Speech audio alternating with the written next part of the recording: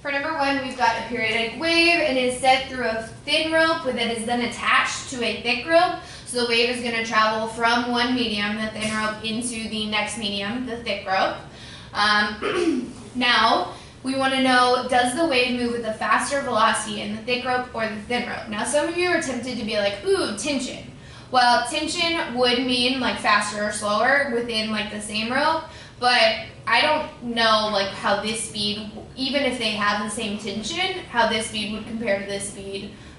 So like we're not going to think tension because we're actually changing mediums. We're not just changing the tension within the same medium. We're literally changing from one rope to another. So we're going to use the diagram. Now what you'll notice is this is like a snapshot of the rope. So you'll see that one thing that they have different is the wavelength. So this one has like this kind of wavelength, and then for the thick rope, it has a much longer wavelength. They also have a different amplitude, so the thicker rope has a bigger amplitude. I'll explain why in a second. But amplitude doesn't have anything to do with like the speed of a wave, so we're not going to worry about that.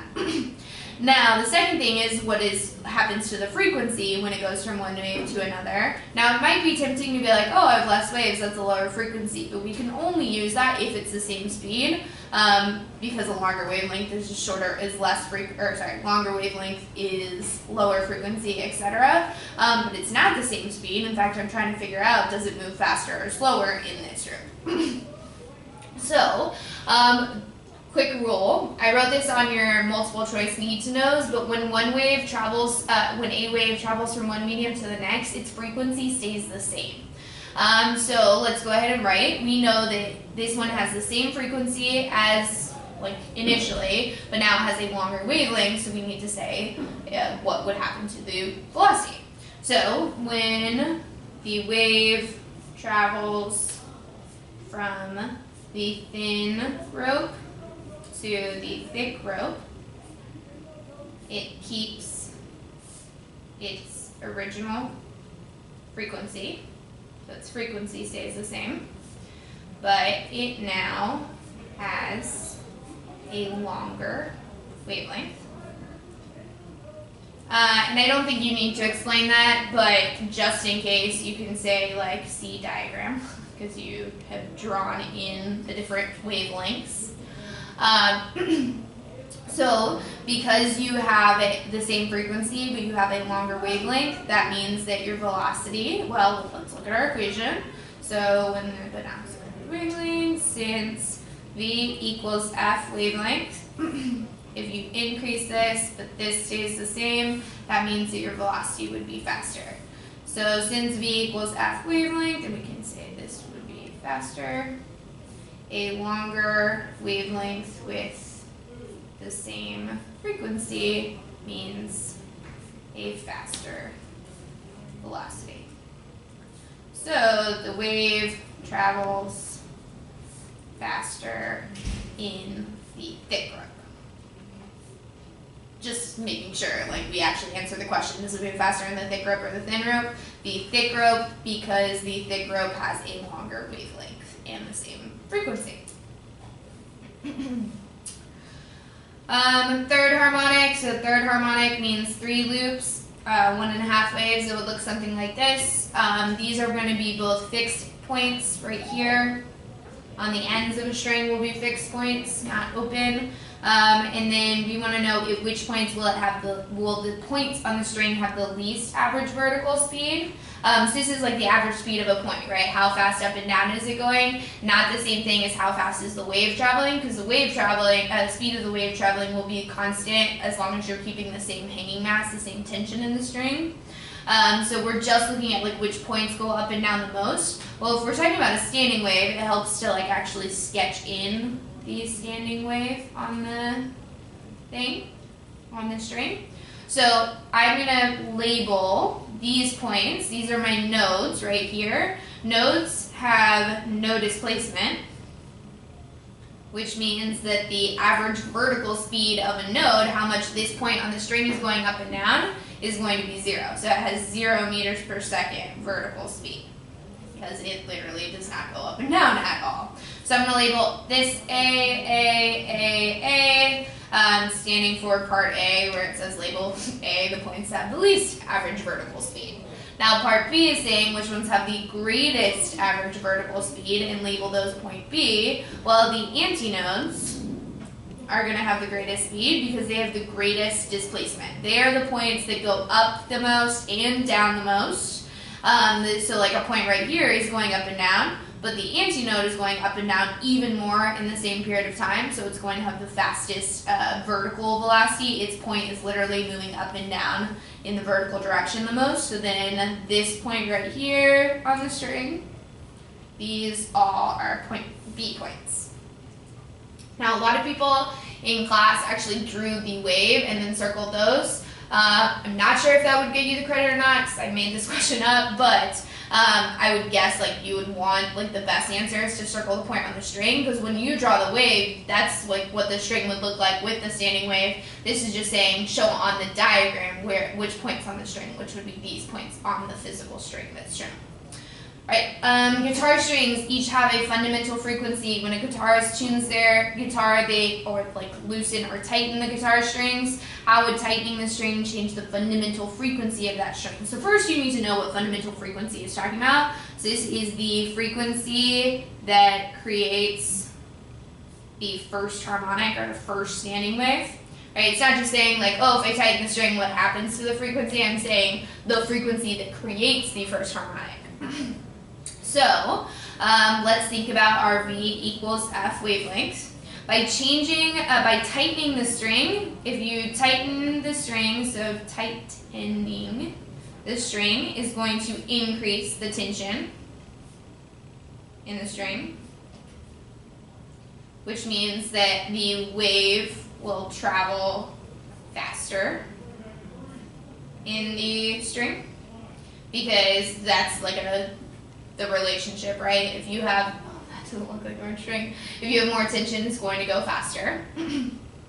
Now, what is that going to do to the fundamental frequency? So we know that this is going to increase. In order to know what the frequency is doing, we need to know what happened to the wavelength. Did I get a shorter wavelength, longer wavelength, etc.? So if we're talking about the fundamental frequency on the exact same string, fundamental frequency is just the first harmonic. As long as you're keeping the same length of the string, the length of the wave is just going to be twice that string. So the first harmonic is, like, this is your string, right? It's going to look something like this. So the wavelength is 2L. If the string length stays the same, which it should, because it didn't say anything about shortening or like making the string longer, you're keeping the same wavelength for the fundamental frequency. So we know that the wavelength that's associated with that, I'm going to call it like F1 and wavelength 1.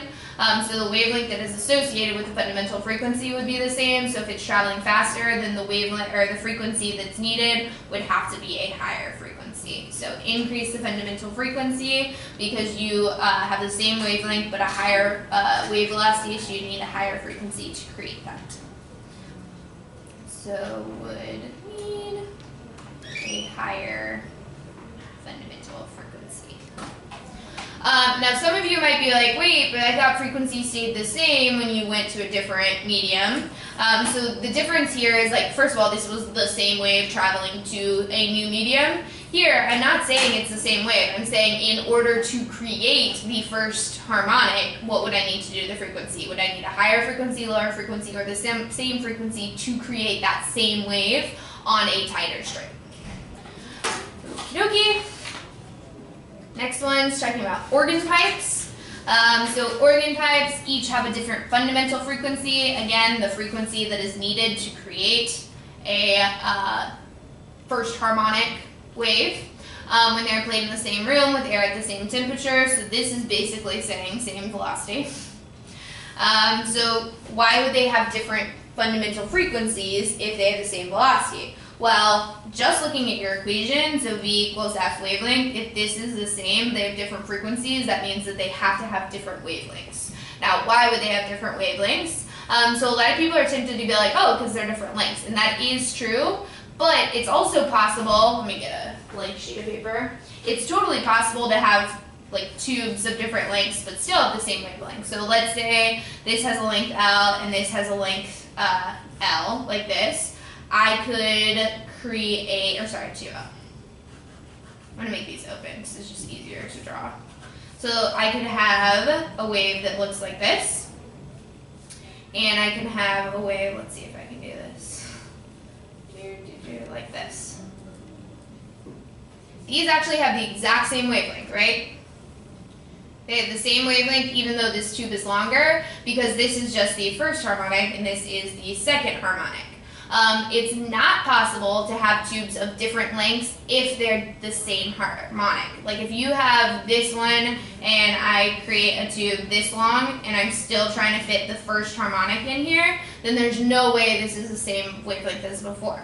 So the reason I showed you this example is to say that you can't just say like, oh, it's a different length tube, it's a different wavelength, because that's actually not true. I can have the same wavelength with different lengths if I just squeeze more waves into the longer tubes. But because I am asking about the fundamental frequency, I'm pretty sure this would be closed and open, so it would look something like this, or if I were to redraw it over here, it would look like this right here. So because you're looking just for the first harmonic, if you change the length, then yes, you are changing the wavelength. So the explanation here is basically explaining why they have different wavelengths. So, what did I write here?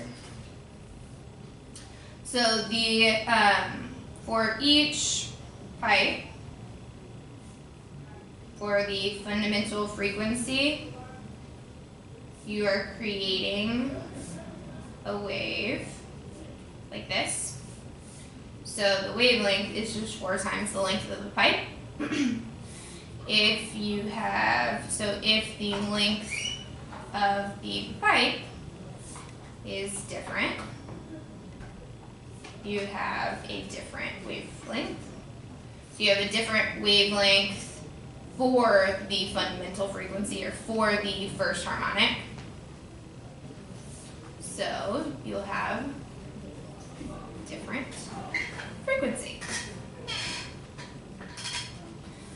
So you could say this is different, so then this one would have to be different. Now it didn't ask like longer or shorter, but let's go ahead and go there. If you have the longer tubes or the longer pipes will have, so let's think if this increases, then this one would have to decrease. We'll have a lower fundamental frequency, and then the shorter pipes will have a higher fundamental frequency. So your big, I did not put enough room for this, sorry. Your big takeaway is that since they have the same velocity because they're in the same medium, so I'll just put that same medium, but different wavelengths, each will have a different fundamental frequency. Right, number 5, the graphs show the displacement of 2 waves as a function of time. So this got cut off, but this is time right here in, time down here in seconds. And it shows the displacement of the waves as a function of time, so 2 different waves. Which qualities are the same for both? Well, they both have the same amplitude of like whatever unit this is, 1 unit up, so they have the same amplitude. And they're traveling in the same medium, so I would say they have the same wave speed, v. Same A, same V. What qualities of the wave are different? So if this is time right here, then obviously the period, right? The time for one wave is different for each of them, and frequencies. They have different frequency, period, and if they have the same velocity and a different frequency, they would have to have a different wavelength as well. Just assuming they have the same speed. Okay, sketch what the interference of the 2 waves would be when they are superimposed on one another. Superposition meaning like overlapping, interfering with one another. This is not an easy one. Take your time. So plot individual points. You're probably not going to see the shape right away. All right, so I plotted points at like the times where I could like very easily see. Oops. Actually, I'm going to do a marker. It's easier than marker.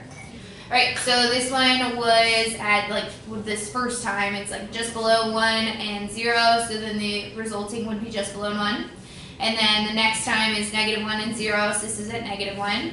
Next one is just below 1 and 0, so just below 1 again. This one is 0, 0. This one is a little bit less than -1 and 0, so close to -1. +1 and 0, so +1. Less than a little bit, almost -1, 0, almost -1, 0, 0. And a little bit less than 1, 0, -1. This is not fun to do. Almost 1, 0, almost -1, +1. Feel free to like skip over until you've gotten yours drawn in the video. 0, 0, almost 1, -1, almost 1, and 0. Okay, now this is not really enough to draw the shape of the wave because it looks like it might be just like going like this, but then it's going between almost 1 and 1. So let's see what's happening in between, because I told you that it wasn't a straightforward one, it's not an easy one. So let's check like the half points in between. So this one is exactly at 1 and then almost 1, so almost in +2. Here it would be -1 and then a tiny bit less, so, or a tiny bit more than -1, so like in here. Here would be just under, so just under 1, like this. Here is almost +1, almost +2, so that's pretty much 0 in here. This one is -1, this one is +1, but it's not quite centered, so it's like a little bit above right here. Here it's like halfway, but then all the way, so like somewhere in here. This is such a nasty wave. This one is like just above 1 and 1, so a little bit above 1, like this. This one is basically -2, not quite, but almost. This one is almost, it looks like 1.5 maybe, somewhere in here. Here, this would be like -1.5. And here would be +0.5, this is like halfway, and negative, and then a full +1, so halfway. Again, feel free to like fast forward until you've gotten yours. This one would be a little under 1. Okay, so now you can start seeing kind of a pattern in here. Kind of. I'm going to stop doing this and just show you mine, because doing it in the video I'm feeling a lot of pressure. I'll show you the one I did slowly. So I connected my points, and then really zoomed in. What you get is you're seeing these oscillations going up and down, like these individual like little frequencies, and then you get like periods of big amplitude and periods of small amplitude. So this is creating little beats. The beats being where you have like a big amplitude, and these would be like the like low points right here, and then big points, and you get this pattern in a literally a pattern. It's repeating, right? So I like got here, and then what is it, like 0.04 seconds almost, I get another one. 0.04, I get another one, roughly. Okay, so why is the superposition of these waves not just giving us a normal periodic wave? And the answer is because you have different frequencies. So because the waves have different frequencies, or you could say because they have different wavelengths, because as long as your speed is the same, a different frequency is a different wavelength. I thought about it in terms of frequency because we were looking at time on the x-axis, so you also could have said different periods. So the reason why we're getting this like crazy pattern is because sometimes you have a crest and a crest. So at times you have positive displacement for both. So that's going to be constructive interference, destructive interference. And then there's times when you have positive and negative displacement. So that's going to be destructive interference. So the waves aren't lined up so that you like are getting one bigger wave or one smaller wave, because sometimes they're going to add together and give a bigger amplitude, like right here and down here and down here. But other times they're going to be like opposite. So this one is, let me find a point. So like no, those are both 0. Like right here, it's up, and then this one is down, so these are actually destructive interference in this little area right here, because they're starting to like line up a little in here, which is why it gets small. Here, or sorry, oppositely lined up. These are actually kind of lining up, so you're getting like big amplitudes in here. Helps to look at the one I actually sketched in. Getting big amplitudes in here because they start to line up, and low amplitudes in here because they're like oppositely lined in. But basically, because they have different frequencies, it's a mess. You sometimes are getting constructive interference, sometimes getting destructive. If these were sound waves, how would the interference sound, this one right here, sound to your ears? Well, the big amplitude would sound loud, the low amplitude would sound quiet. So you would hear loud, and soft. I meant to put beats in. Loud and soft beats. I'm going to put beats in quotations because that's what it's called. You hear like loud, soft, loud, soft, loud, soft, loud, soft. And you're going to hear it at a regular pattern, which is what we're going to call a beat frequency. So how many beats, loud notes, do you hear per second? Now, these are called beats. The beat frequency is the difference between the frequency of the two waves. So I need to know what is the frequency of the first wave, what is the frequency of the second wave. Second wave is super easy because you can just find the period really easily. So like one wave, that would be this time right here, which is 0.01.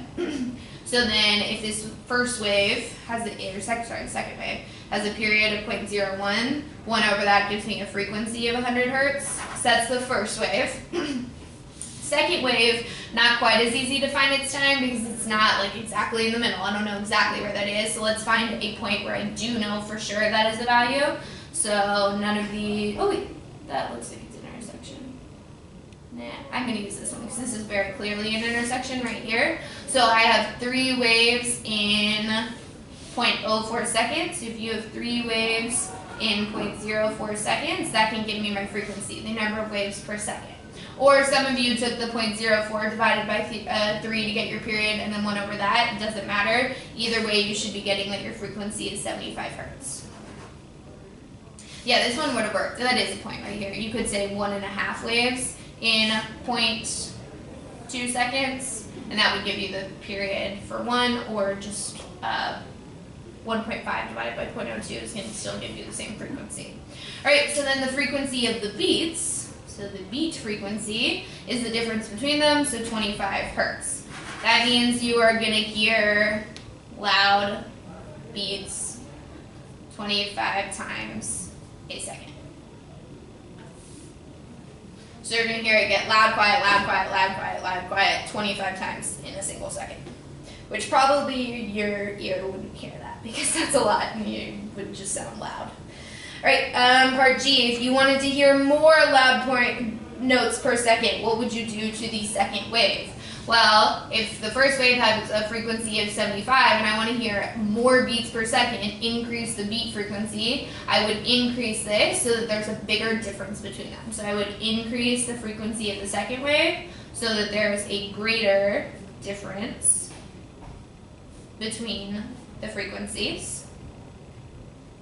And it's not about increasing, because if this had been 100 and this had been 75, right, if they were switched and I wanted to change the 75, I would decrease it. It's just whatever gets it a greater difference from the other one, because the beat frequency is the difference of the two. And if I want more loud notes per second, I want a higher beat frequency. Right, and if you wanted to not hear any beats at all, well, if you wanted to not hear like loud, soft, well, you would just have them be the same frequency. So what would you do to the second wave? You would make F2 the same as 75. That way you would just get, instead of this craziness, you would literally just get this wave, but doubled, because it would be just constructive interference. It would just be loud, or twice as loud. So match the frequency to F1. because then you're not going to get beats anymore. Your beat frequency would be 0 because you don't have them, because the difference between them is 0. Okay, we've got two pulses traveling towards one another on a string at a speed of 1 unit per second. So it's going over one of these units right here each second. The shape of the string at t equals 0, so this is like I took a picture, an instantaneous picture of the string at t equals 0. And I want to sketch at point x, I want to sketch the velocity of the point x on the string as a function of time. So at t equals 0, point x is not doing anything. It has a velocity of 0. At t equals 1, so I'm going to sketch in at 1 second. This pulse would just be 1 unit over, so it would look something like this. Like that. That's t equals 1. Still, point x is not doing anything. Remember, point x does not move to the left or to the right. Point x is going to have a displacement up or down because this is a transverse wave, but only when that energy reaches it. What's actually like going sideways is the energy that these pulses carry. So this one is still not reached point x, so t equals 0, t equals 1, and the velocity is 0. At t equals 2, it's just now reaching at t equals 2, but it doesn't have a displacement, so it's still velocity of 0. So the first 2 seconds have a velocity of 0. And then it's going to start to move, because at 2 seconds and 1 millisecond, now it's going to start to move down. Now, I'm going to look just at t equals 3, because that's the easy way I think to do this. So at t equals 3, see how the x has gone from here down to negative 3? So from t equals 2 to t equals 3, the point x has moved down 3 centimeters. And from that only took 1 second, right? 1 unit over is worth 1 second. So it went down 3 units in 1 second, so it had a velocity of negative 3 centimeters per second. So, and this, I'll just leave this in terms of centimeters per second. Sorry, I didn't put that. The velocity, just leave it in centimeters, it's fine. So then from 2 to 3, it had a velocity of negative 3, because it went down 3 centimeters in that 1 second.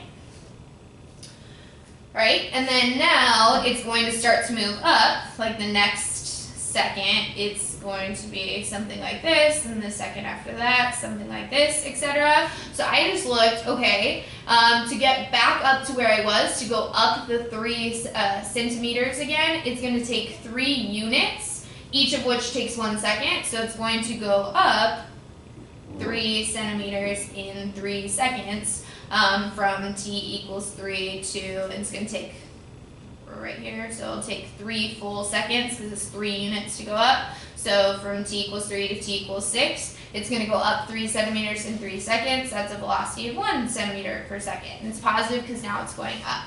So this would be a positive 1 for the next 3 seconds. And at first when I did this, I had you like going through to 10 seconds. But when I was making the key, I realized that after 6 seconds, this one, 1, 2, 3, 4, 5, 6, at 6 seconds, this one will be on the brink of coming in. So if I were to do 7, 8, 9, then you would have to do the velocity of this guy, which you totally can. If you wanted to, this one is going up 1 centimeter in the 1 second it takes to go across. So then if you wanted to, it would actually continue at 1 centimeter.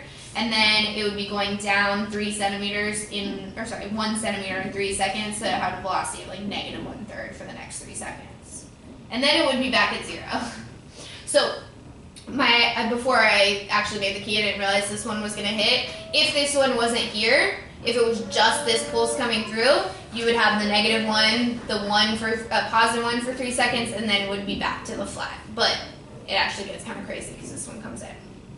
All right, point B, what time do the pulses completely overlap? So you want the centers lined up. Centers lined up.